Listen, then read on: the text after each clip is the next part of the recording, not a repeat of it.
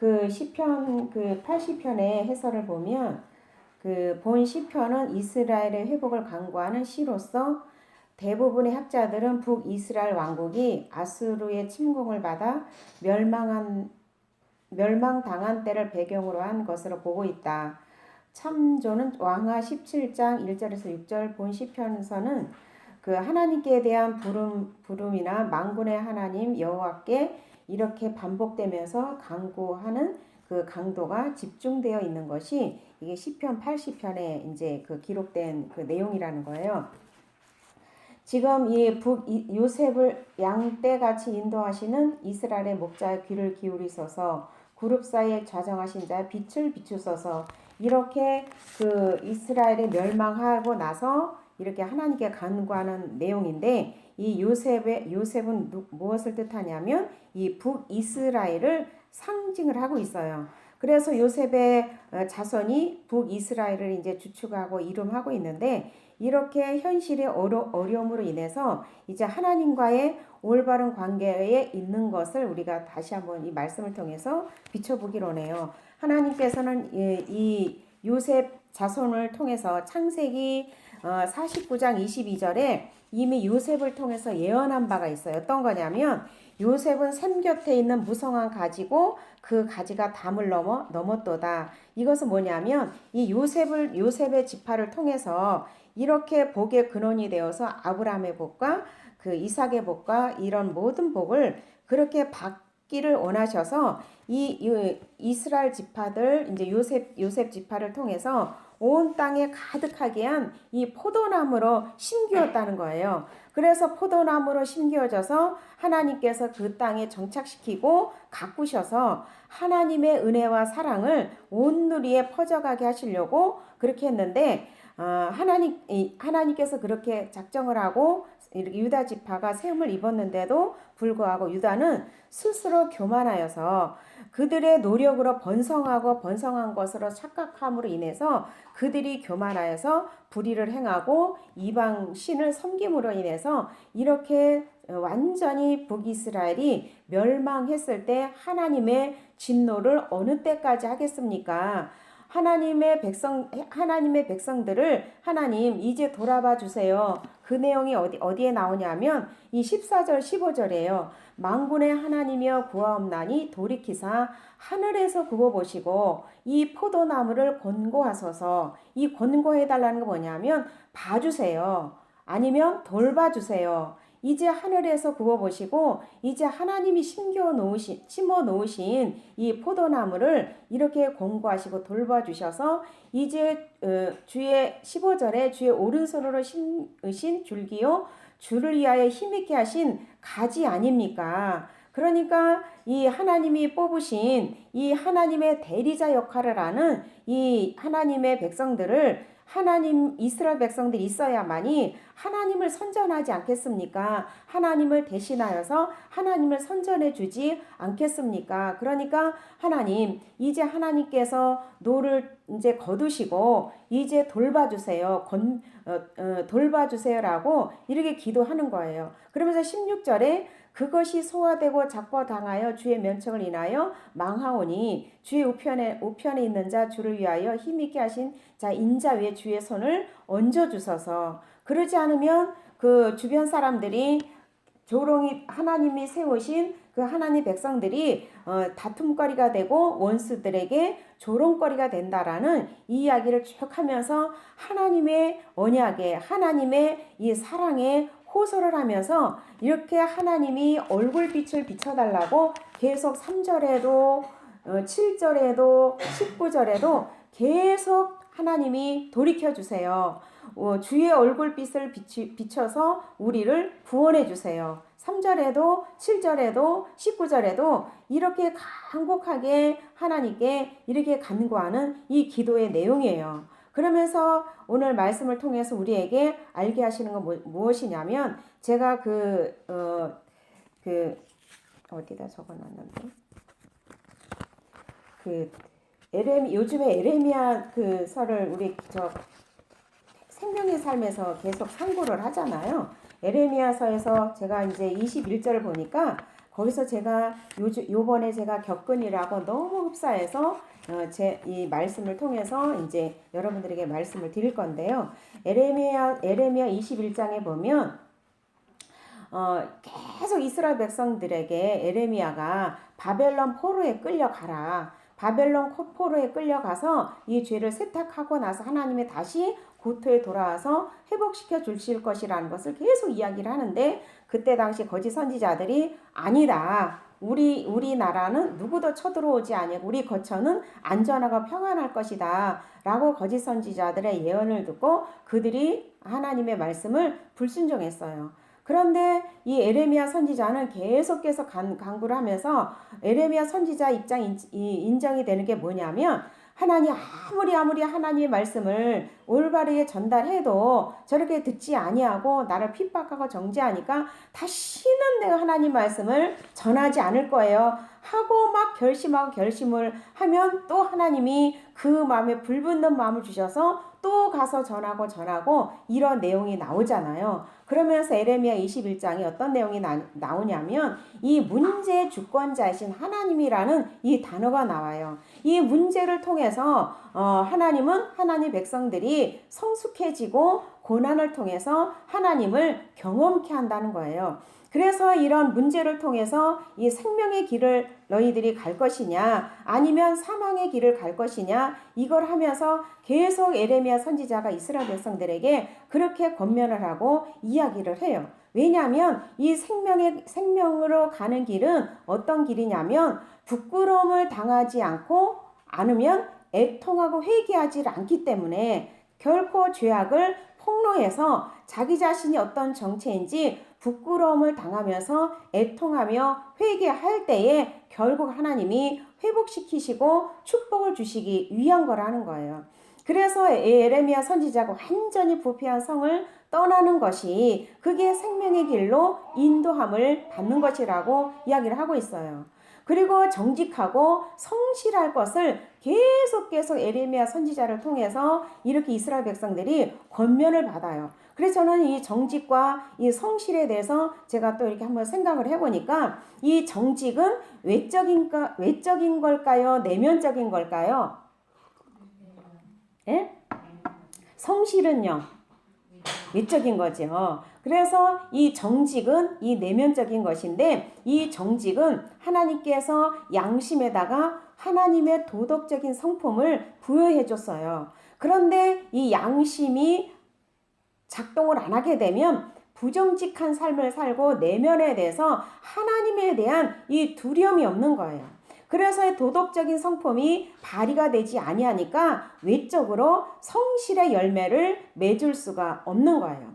그래서 하나님은 이 불의한 판결에 진노하셨다고 정확하게 하나님이 진노하시는 원인에 대해서 이야기를 해줘도 결코 그들은 돌이키지 아니하고 결국은 유다 백성들이 자기들의 땅의 안일함과 이렇게 자기들의 거처가 안전을 믿었기 때문에 결국은 하나님이 대적이 되셔서 그렇게 이스라엘 백성들이 멸망당하는 사건이 나와요. 그래서 하나님은 우리에게 최고의 도움이 되셔야만이 되는데 이스라엘 백성들에게 아주 최악의 이 대적이 됐다는 거예요.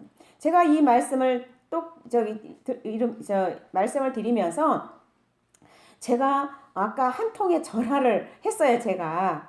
그런데 이제 여차저차 하면서 올해 1월 달부터 지금 태어난 지 열흘 됐대요. 폐혈증으로 입원을 3번을 하셨대요. 그래서 2번째 입원했을 때 하나님께 자기한테 가르쳐 주신 것이 있었고, 3번째 입원하고 나서 정확하게 하나님께서 자기에게 말씀하신 2가지 사건이 있었다라고 이야기를 하고 있는 거예요. 그래서 2가지 사건 중에 이제 그 중에 뭐가 있었느냐면 이 죄에 대한 이 문제. 근데 그거는요, 우리 교회 있을 때서부터였어요. 그런데 그분이 뭐라고 얘기하냐면 그 부분에 대해서 죄의식도 없었고 죄책감도 없었대요. 그런데 우리 교회에 있을 때는 계속 그 부분에 대해서 고칠 것을 요구하고 정직과 진실에 대해서 계속해서 이야기를 했던 거거든요. 왜냐하면 이 정직과 진실은요, 하나님 앞에 가장 기본적인 거예요. 이 정직은 내면적인 거라 그랬죠. 솔직하게 모르면 모르고 알면 알고 있는 그대로 양심에 꺼리낌 없이 이야기하는 것이 이게 정직한 거잖아요. 진실도 마찬가지고 이 진실과 정직에 브레이크가 걸리니까 아무리 하나님 일을 하시려 해도 일하시지 못하는 부분, 그것이 있음으로 인해서 굉장히 저도 힘들고 그분도 힘들고 그렇게 오랜 세월이, 지금 세월을 따지면 엄청난 오랜 세월이었는데 이제 열흘 정도에 이제 이것을 단절을 했다라는 이 얘기를 듣고, 한쪽으로는 하나님이 하셨구나라는 하는 것도 들지만 한편으로는 끈질기다. 이 죄의 세력이, 그 집착이 끌고 가는 것이 그렇게 지독하구나. 그래서 그 죄의 습관 하나가 끊기를 하나님은 오래 참아 기다리셔서 결국 그 문제를 해결을 하시고 마는구나라는 이런 생각이 들어요. 그래서 이 문제 주권자이신 하나님, 이 문제는 그 문제를 통해서 하나님이 물을 제목이라 그랬잖아요. 그래서 제가 이번에 이제 겪은 사건이 뭐냐면, 지난주에 최고의 사랑에 대해서 제목으로 하나님 말씀을 전해드렸잖아요. 그러니까 최고의 사랑을, 그 예수님이 옥합을 깨뜨린 그 여인을 와서 이제 했을 때, 바리새인은 그 여인이 죄인이고 예수님은 그 하나님의 선지자가 아니라는 것까지 그렇게 오해를 받은 사건을 통해서 예수님이 그 여인에게 죄사함의 그것을 선포를 했잖아요. 어쨌든 그 옥합을 깨트린 여자의 이 심정이 되어서 그 죄 용서와 함께 잘못 살았던 부분이 완전히 해결이 되어서 역사적인 사실로 진리 안에서 자유를 얻었던 이런 부분을 여러분들에게 말씀을 드렸어요.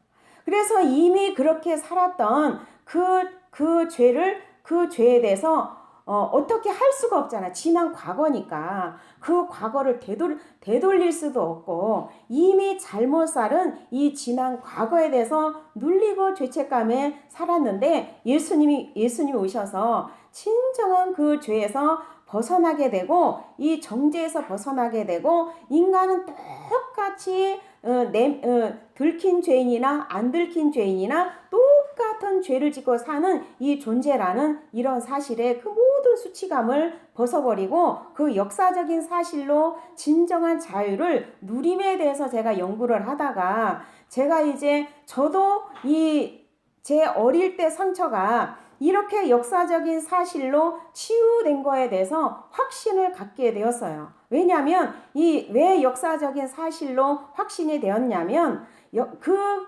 문제에 대해서 감정이 유입이 되지를 않았더라는 거예요.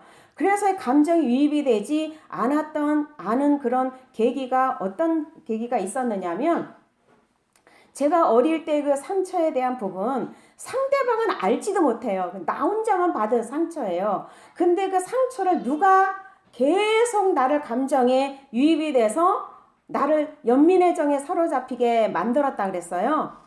마귀가요. 나도 몰랐어요.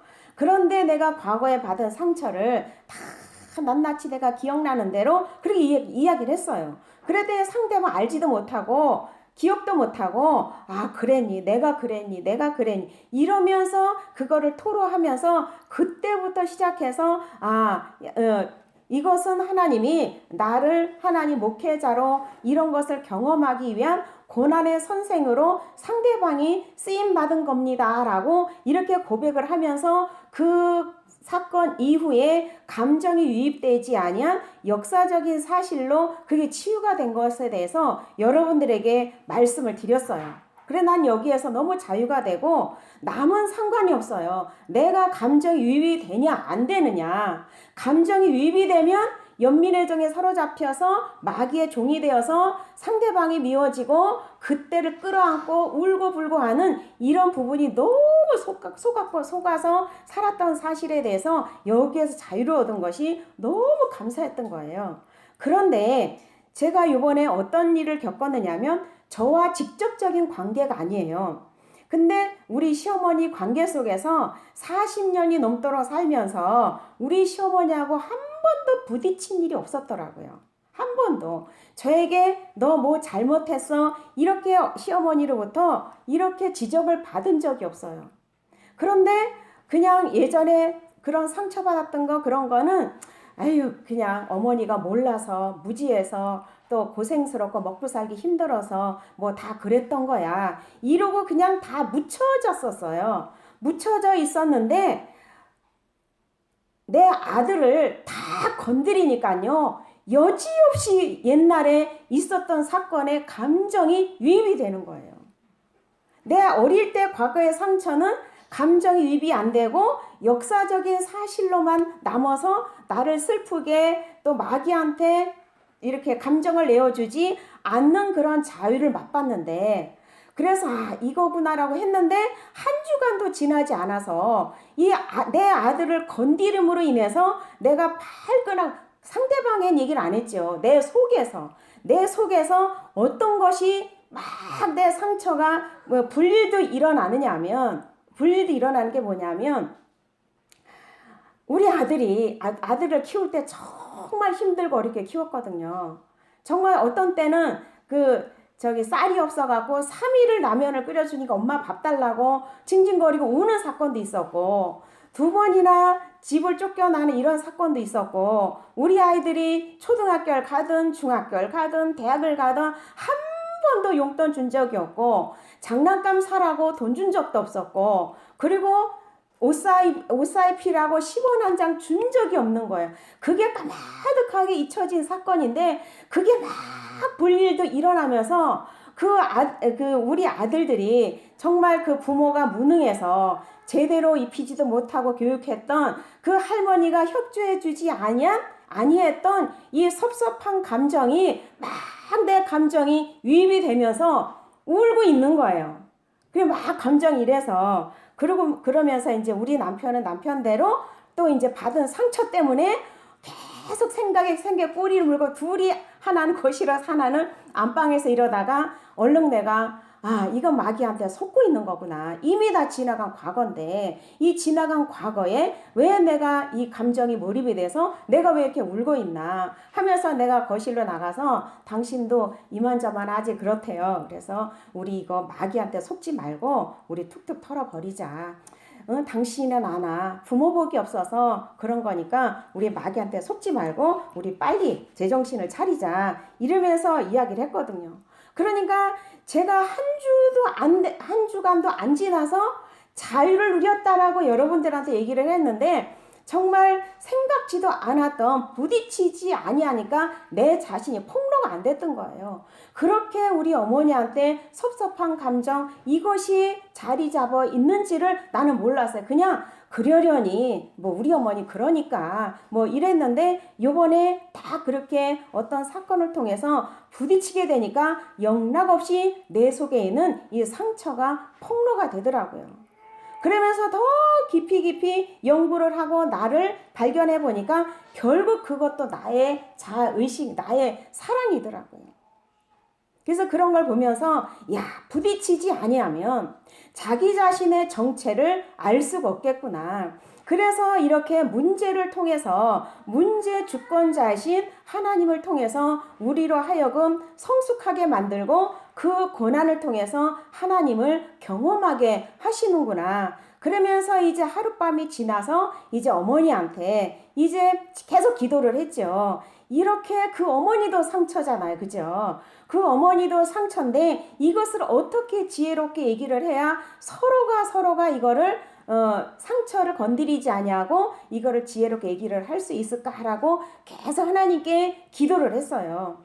이미 지나간 과거인데 이 과거를 들치게 되면 결국 상대방도 상처도 있고 나도 감정에 이렇게 또 개입이 되게 되면 또 분이 날 거 아니에요. 그런데 어쨌든 제가 이제 어머니를 그렇게 말씀을 드렸어요. 어머니 이미 지나간 과거 아닙니까? 저도 어머니한테 상처 말하면 엄청나게 많아요. 근데 이미 지나간 사건이니까 다 지나간 사건은 덮고 현실에 의해서 감사 조건을 찾기로 해요, 어머니. 어머니는 세 아들이 다 지금 잘 살고 또 하나들은 또 옆에서 아들 며느리가 살고 있고 또 또 어머니는 제 인생 할아버지랑 행복하게 살고 있잖아요. 그리고 또 교회도 다니시잖아요. 그러니까 하나님께 지난 과거는 잊어버리게 해달라고 계속 감사의 조건 어머니 찾으세요. 그랬더니 알았다고 그러면서 또 이제 어제 저녁에 또 전화를 하시는데 본인이 이실직고를 하시는 거예요.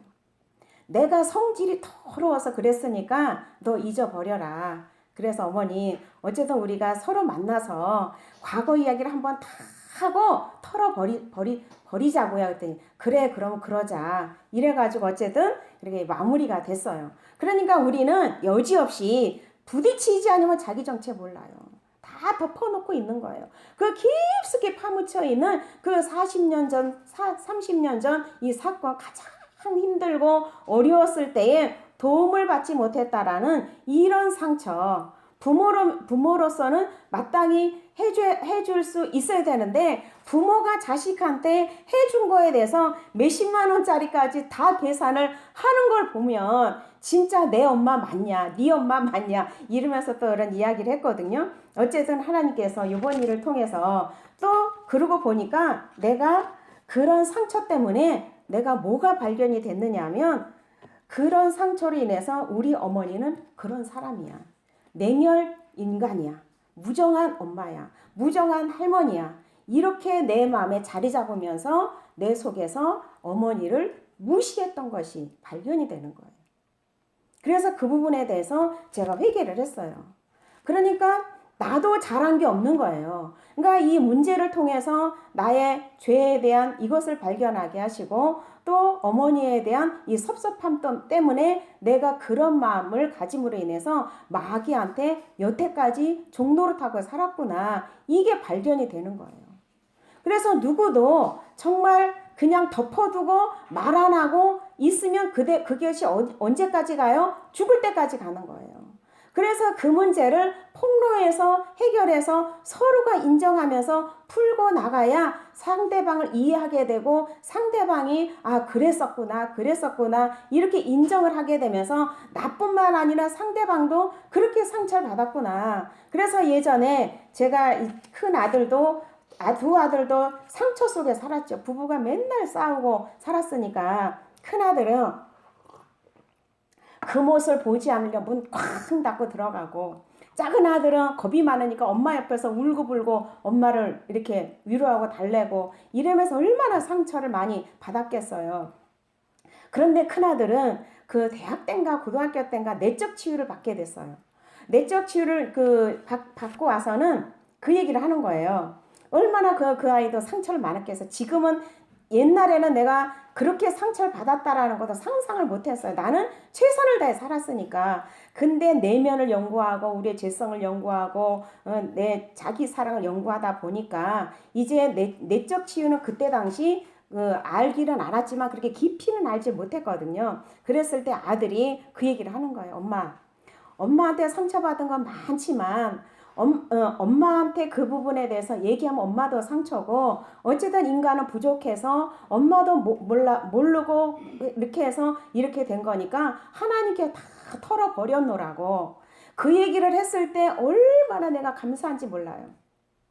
하나님 앞에 펑펑 울었죠. 내가 자기 자식한테 가장 좋은 것만 해주고 싶은 것이 부모의 마음이잖아요. 그런데 은연중 무지해서 부족해서 연약해서 미처 알지 못해서 자식한테 잘한다고 함에도 불구하고 가장 상처를 많이 받는 것이 부모더라고요. 부모를 통해 상처를 많이 받더라고요. 그것이 평생 가고 그 부모의 사랑받지 못한 그 성인 아이가 무덤까지 가고 있는 거잖아요. 그래서 이것을 어떻게 끄집어내서 치유해 줄 수 있는 능력이 우리에겐 없어요. 그러니까 철저하게 하나님께 의지하고 나의 부족함과 연약함을 아뢰면서 하나님이 친히 이 부분을 해결해 주세요. 상대방이 이해가 안 되면 해결이 안 돼요. 그래서 상대방이 이해가 되게끔 그 사람의 심정 이것을 서로 같이 나누는 것이 참으로 중요하다라는 그런 생각이 들어요. 어쨌든 이 부분을 통해서 제가 하나님 앞에 고백한 게 뭐냐면 그 순간 분노가 가득 찰 때는 어떤 마음이 들어요? 정죄와 판단이 되잖아요. 근데 정죄 판단 이전에 하나님께서는 나를 판단하고 정죄하시지 않았잖아요. 무조건 너는 그럴 수밖에 없는 존재라고 품어주시고 십자가로 끌어안아 주신 그 하나님의 사랑, 우리는 진리를 알고 있잖아요. 그러니까 이 사건을 통해서 정죄하고 상대를 판단하는 것이 아니라 분별하게 해주세요. 이 사건을 통해서 하나님이 나에게 뭐를 깨닫게 하시고 또 뭐를 하나님이 치료하기를 원하시는지 이걸 알게 해주세요. 그런데 얼마 전에 제가 어떤 선교사님 그 동영상을 들으면서 그런 이야기를 하더라고요. 어떤 이야기냐면 그 로마서 8장 36절에 바울이 고백한 거예요. 자기들은 도살할 양처럼 매일 매 맞고 피 터지고 핍박당하고 잠도 못 자고 막 이런 사건에 대해서, 그런데 하나님의 사랑에서는 결코 끊을 수 없다라는 이런 고백을 해요. 그런데 그 고백 속에 뭐가 나타나냐면 그렇게 사도 바울이 매맞고 굶주리고 이런 모든 것이 이 사도 바울 속에 있는 죄를 끄집어내서 폭로해서 하나님의 의에 다다르도록 하기 위한 것이라는 거예요. 그래서 우리가 당하는 모든 환난이나 고통이나 어려운 거나 이런 모든 것이 우리 속에 이 하나님 은혜 없이는 살 수 없다라는 이 죄 성향을 완전히 드러내게 해서 하나님의 의로 바꾸기 위한 이런 것이라는 것을 딱 그것이 와닿으면서, 그래 맞아. 이런 사건도 하나님께서 내 속에 있는 이 죄 성향, 상대방을 은연중에 나는 절대 무시한 것 같지 않았어요. 어머니를 무시하질 않았어요. 내 생각에는. 근데 요번 사건을 통해서 뒤집어서 깊이 들어가 보니까 내 속에 냉혈인가, 무정한 엄마, 이것이 스며들면서 그렇게 내가 그 상대방을 그런 사람으로 무시했던 것이 나에게 발견이 되는 거예요. 그러니까 부모를 공경해야 복을 받는데 공경하기는커녕 무시하고 이런 것이 내 잠재 의식 속에 살아있는 것을 하나님이 알고 계셨던 거예요. 그래서 하나님의 성령은 우리 심령 폐부까지 감찰하셔서 이 죄에 대한 부분을 폭로해서 하나님의 의로 종결시키기 위한 하나님의 어떤 섭리적인 것이 아닐까라고 생각을 하면서 더 이상 내 감정에 유입이 되질 않더라고요. 그러니까 내 잘못이 크다라고 생각을 하면, 상대방의 잘못이 요만큼이라고 생각하면 그거 쉽게 넘어가요, 안 넘어가요? 넘어가요. 근데 내 잘못은 조금이고 상대방의 잘못이 이만큼이라면 절대 안 넘어가요. 그러니까 하나님은 진리를 아는 자를 책망하신다는 거죠. 그죠? 그래서 진리를 아는 자가 진리 안에 바로 서서 상대방을 이해하고 용납하고 또 그런 심정을 이해하고 서로 나도 그랬어, 당신도 그랬어, 이렇게 할 때 진정한 하나님의 나라가 세워지는 그런 역사가 나타난다는 거죠. 어쨌든 하나님께서 이스라엘 백성들에게 이렇게 정말 자신의 이 죄에 대해서 밝게 폭로가 되어서 이 하나님의 의를 자랑하도록 우리를 세우셨다는 거예요.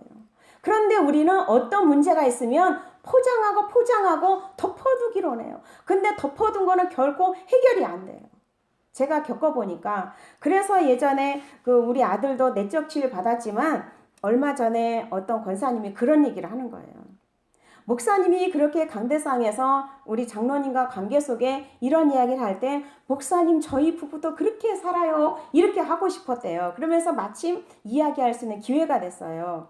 그런데 그분이 이제 작년인가 언제 그 상담학 그 공부를 할 기회가 있었어요. 그래서 상담학 공부를 하면서 그동안에 목사님이 얘기해 줬던 것이 다 거기에 다 나오더라는 거예요. 근데 그 상담학이나 심리학 이거는 원인을 해결해 주지는 못해요. 근데 하나님만이 원인이 해결이 되는 게 뭐냐면, 나의 정체를 알고 마귀의 정체를 알고 예수님이 이 땅에 오신 목적을 정확하게 알게 되면요, 이 원인이 치유가 되는 거예요. 내가 왜 상처 속에 상대를 원망하고 하나님 원망하고 살았는지 이거에 대해서 속고 살았던 이 마귀의 정체를 깨달을 때만이 이 원인이 해결된다라는 것을 여러분들에게 많이 말씀을 드리잖아요. 그래서 먼저는 이론이 있은 다음에 이 자기가 경험한 이 실제가 있음으로 인해서 그 문제 원인이 해결이 되는 거잖아요. 그래 예전에는 자신은 돈이 없어서 돈 따라가느냐고 남편의 어떤 맨날 그것 때문에 전전긍긍하고 힘들어하고 이랬는데 이제 돈을 떠나서 돈이 다가 아니라는 것을 알았다는 거예요. 그러면서 정말 남편과 자기 자신의 것을 솔직하게 이야기하면서 영적인 대화를 나누는 것이 이게 진정한 행복이라는 사실을 고백을 받았을 때 제가 얼마나 기뻤겠어요. 그러니까 그 같은 것을 경험을 하고 같은 것의 열매를 얻는 이 부분을 하나님께 올려드리고 다른 사람들에게도 용기를 주고 도전을 줘서 하나님 안에서는 못 고칠 사람이 없고 하나님 안에서는 못 고칠 병이 없다라는 말이 진짜로 맞는 거예요. 근데 왜 못 고치냐? 내가 숨기고 또 아직도 몰라서 아직도 내 자의식 속에 숨겨져 있는 이것이 폭로가 돼야만이 내가 알잖아요. 나는 나 스스로는 굉장히 관대해요. 남은 굉장히 비판적이고 자기한테 너무 관대한 게 이게 인간의 죄인의 속성이거든요. 그래서 이것을 낱낱이 어떤 문제가 생기면 나에 대해서 냉철하게 파헤치고 상대방에게는 관대하게 복음적으로 대하는 것이 이게 하나님이 우리에게 원하시는 거잖아요. 근데 율법적인 신앙은 뭐예요? 비판하고 판단하고 정죄하고 그런 거잖아요. 그런 율법적인 신앙 안에서는 하나님 뭐라 그래요? 우리에게 왕 바리새인이라는 거예요. 그죠? 근데 하나님께서 우리에게 원하시는 거 뭐냐면 어쨌든 하나님 말씀의 빛을 통해서 우리 자신을 발견하기를 원하시는 거예요. 그래서 이렇게 유다 백성을 이렇게 하나님의 이 진리를 알아서 모든 백성들에게 이렇게 하나님의 말씀 순종함으로 또 하나님 말씀을 믿음으로 그 언약하신 그 말씀이 이루어지도록 하기 위해서 이 유다 백성, 북이스라엘 백성을 이렇게 세웠음에도 불구하고 하나님 말씀에 불순종해서 또 하나님 말씀을 믿지 못해서 이렇게 멸망당하는 사건이 이스라엘 백성들이나 우리나 똑같다는 거예요. 그러면서 어디에 그게 있어요? 8절, 9절, 10절에 주께 산 포도나무로 애굽에서 가져다가 열방을 쫓아내시고 이를 심으셨나이다. 주께서 앞서 준비하셨으므로 그 뿌리가 깊게 박혀서 땅에 편만하여 그 그늘이 산들을 가리우고 그 가지는 하나님 백향목 같으며 그 가지가 바닥까지 뻗고 넝쿨까지 미쳤거늘. 이렇게 하나님께서 이스라엘 백성들을 그렇게 하나님이 시냇가에 심기운 나무처럼 그렇게 번성하게 해서 이 하나님의 아름다운 덕을 선전하도록 그렇게 세움을 입은 민족들인데 그런 입은 민족들인데 하나님 말씀을 믿지 아니하고 불의를 행하고 정직하지 않고 성실하지 아니함으로 인해서 하나님이 진노하셨는데 이 12절에 보니까 주께서 어찌하여 그 담을 허르사 길에 지나가는 모든 자로 따게 하셨나이까 수풀의 돼지가 상해하며 들짐승이 먹나이다. 그래서 이스라엘 백성들의 국방력은 하나님이 튼튼하게 지켜주시는 거였어요. 하나님 말씀을 믿고 하나님의 말씀대로 순종하는 이스라엘 민족들을 그렇게 지켜주셨어요. 그런데 하나님을 믿지 않고 이방신을 섬기고 불의와 또 그 교만이 행하는 이것으로 인해서 하나님이 그 담을 헐어서 이웃 나라들이 와서 침략을 당하게 했는데 오늘날 영적 이스라엘 백성들은 어떤 거예요? 이렇게 하나님께서 예수님을 통해서 하나님을 사랑하고 내 이웃을 내 몸까지 사랑하는 이 사랑의 계명, 이 십자가 도를 우리에게 주셨는데 이거를 따라 행하지 아니하고 율법적인 신앙 안에서 잘잘못을 따지고 이렇게 산다면 우리는 이미 마귀가 우리 속에 침범에 들어와서 심령 지옥으로 삶의 지옥으로 정신적인 지옥으로 완전히 초토화된다는 거예요. 그러니까 우리는 어떤 사건을 만났을 때 우리는 어떤 사건을 통해서 내 상처로 그것을 통해서 마귀를 불러들이느냐. 이것을 물리치고 이미 지나간 사건, 예수님이 나를 용서해 주신 그 용서, 그 사건을 통해서 하나님이 나를 성숙하게 하시고 다듬어 가게 하시는 하나님의 섭리 속에 있었다라고 인정만 된다면 마귀를 불러들이지 아니하고 오히려 마귀를 물리치는 이런 삶으로 인해서 심령천국을 유지하고 가정천국을 유지한다는 사실이에요. 이해가 되셔요? 그래서 정말 하나님께서 이렇게 붙들어 주지 아니하면 결코 사단과의 싸움에서 이길 수 없는 이런 삶을 산다는 거예요. 그래서 하나님께서 우리에게 특별하게 주신 선물이 뭔지 아세요? 하나님께서 우리에게 특별하게 주신 선물, 이것은 에덴 동산에서부터 주셨어요. 뭘까요? 생명나무 실과는 그건 아주 제쳐놓은 거고, 그거는 갑으로 막 먹일 수가 없는 거고, 인간에게 가장 특별한 이 선물을 주셨는데 아주 세밀하고 뛰어난 기능이에요. 세밀하고 뛰어난 기능. 창의력과 분별력과 교제력을 에덴 동산 안에서 이미 주셨어요. 그죠? 근데 죄를 지은 인간은 하나님과 교제력이 단절이 됐어요. 그러니까 우리는 어떤 상황 속에서 하나님 앞에 분별력을 달라고 기도를 해야 돼요. 아주 세밀하고 뛰어난 기능을 우리에게 다 주셨다니까요. 그 분별력은 어떤 것이냐? 하나님 말씀의 기준이 돼야 분별이 생겨요. 근데 내가 기준이 되면 분별력이 안 생겨요. 그러니까 마귀가 원하는 쪽으로 가게 돼요. 하나님 말씀의 기준에서 이 사건, 이 문제를 어떻게 해결해야 됩니까? 라고 하나님 분별력을 달라 하면 정확하게 하나님 지혜 주셔서 완전히 결과물은 화평관계를 이루는 거예요. 불통관계의 결과가 맺게 되면 결국 내 기준으로 분별을 했다고 생각하면 해도 과언이 아닐 거예요. 그래서 어떤 사건이 생길 때마다 어떻게 일 처리하는 거에 따라서 그 사람의 신앙의 현주소가 발견이 되는 거예요. 내 기준으로 판단해서 결과를 맺을 것인지, 하나님의 기준으로 분별해서 결과를 맺을 것인지, 하나님의 기준으로 해서 결과를 맺으면 하나님이 책임을 져주신다는 거지. 그렇죠? 그래서 우리가 정말 하나님의 말씀의 기준에서 이렇게 살고자 하게 되면 하나님이 얼굴빛을 비춰준다는 거예요. 얼굴빛이 뭐예요? 그 판단과 정죄가 아니라 그 모든 문제에 해결할 수 있는 지혜를 주시는 게 이게 얼굴빛으로 구원해 주는 거예요. 이스라엘 백성들은 이렇게 이방 나라에서 구원받는 것을 이야기하는 거고, 우리는 어때요? 영적 이스라엘 백성들의 이 구원은 뭐예요? 우리의 삶에 어떤 문제가 일어났을 때 감정의 포로가 되든 뭐가 포로가 되든 그 포로에서 자유함을 얻는 것이 이게 구원이잖아요. 그래서 하나님의 말씀의 빛이 우리 심령을 뚫고 들어와서 우리 양심을 자극해서 분별을 딱 했을 때 우리는 그 구원 얻을 수 있는 이 지혜를 얻는다는 거. 그래서 하나님은 이렇게 나를 한 사람을 통해서 이렇게 하나님의 친절한 사랑과 이 은혜를 퍼져나가게 하시려고 이렇게 하나님 우리를 뽑아주셨다는 거예요. 근데 우리는 자기 자랑을 하고 또 자기 잘된 얘기하고 이런 건 너무 좋아요. 그런데 자기 속에 죄성이나 자기 속에 실패한 얘기, 이런 얘기하는 건 너무너무 싫어하잖아요. 그래서 선지자의 소리를 왜 듣기 싫어해요? 선지자의 소리를 왜 듣기 싫어해요? 죄를 지적을 하니까. 그러니까 불편한 진실인 거예요. 예전에 코미디 프로에 불편한 진실에 대해서 나왔잖아요. 그러니까 진실은 진실인데 그게 불편한 거예요. 받아들이기가 싫은 거예요. 왜냐하면 나를 찌르니까.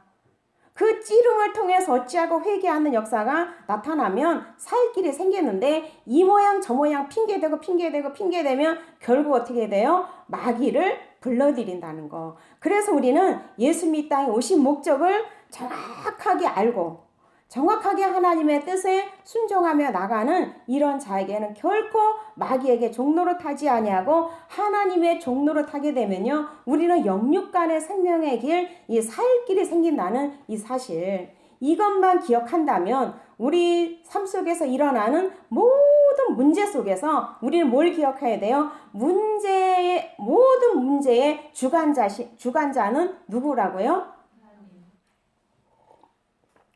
하나님이라는 사실이에요. 근데 그 하나님 인정을 하지 않는다는 거예요. 이건 내가 잘못해서 그런 건데 이게 뭐가 하나님이냐. 예전에 우리 장로님 뭐 매사에 그 하나님 갖다 붙이지 말라고 그랬거든요. 근데 우리의 모든 삶의 일거수일투족을 주관하시고 이끌어 가시는 그 하나님은 우리 속에 있는 죄를 폭로해서 하나님의 의로운 삶을 살아가도록 하기 위해서 그런 모든 환경을 설정하신다는 거예요. 특히 하나님의 택한 백성. 그래서 제가 오늘 그 집사님한테 그런 얘기를 했어요. 집사님처럼 그렇게 십자가의 도를 정확하게 이해하고 삶에 적용하는 사람이 많지 않다. 근데 거기 가서도 십자가를 전했느냐? 그래서 전하지 못했대. 5군데 교회를 찾아다녀도 전혀 알아듣는 사람도 없고 그렇다는 거예요. 그런데 어쨌든 하나님께서 살려두시는 목적이 뭐겠어요? 이 땅에서 살려두시는 목적. 예수님의 일을 밝히 전하는 거잖아요. 그거를 깨달아 아는 자. 율법 아래 있는 신앙인들은 아예 하나님 앞에 두드려 맞을 준비가 되어 있는 자들이에요.